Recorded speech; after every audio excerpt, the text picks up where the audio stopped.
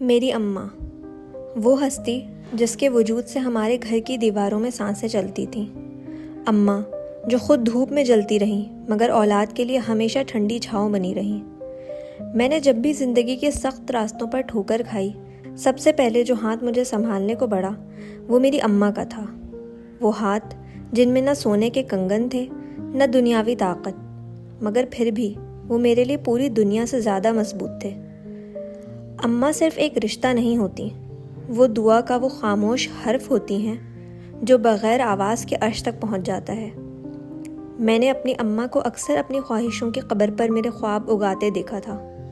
وہ اپنے حصے کی خوشیاں چپکے سے میرے دامن میں ڈال دیتی تھیں اور خود محرومیوں کے اندھیروں میں بھی مسکراتی رہتی تھیں۔ کتنی عجیب بات ہے نا، ماں کبھی اپنے دکھوں کا حساب نہیں رکھتی۔ وہ راتوں کی نیند، آنکھوں کی نمی، دل کی تھکن سب اولاد کے نام کر دیتی ہے۔ میری اماں بھی ایسی ہی تھیں، خاموش محبت کی ایک مکمل تفسیر۔ ان کی دعا میرے لیے کسی محافظ دیوار کی طرح ہے۔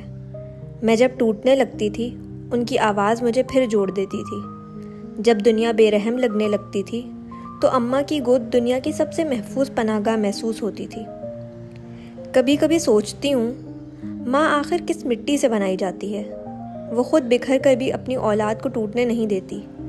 میری اماں، آپ میرے وجود کی پہلی محبت، پہلی دعا، پہلا سکون اور میری زندگی کی سب سے خوبصورت حقیقت تھیں۔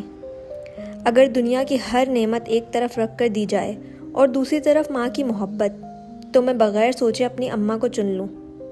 اللہ میری اماں کو ہمیشہ اپنے فضل کے سائے میں رکھے، ان کے چہرے کی روشنی قبر میں بھی کبھی مدھم نہ ہو، اور ان کی دعاؤں کا سایہ جس طرح ان کی زندگی میں ہم پہ تنا ہوا تھا، اب بھی اسی طرح ہمیشہ میرے سر پر قائم رہے، اور میری اماں کی قبر ہمیشہ ہمیشہ اور ہمیشہ روشن اور کشادہ رہے۔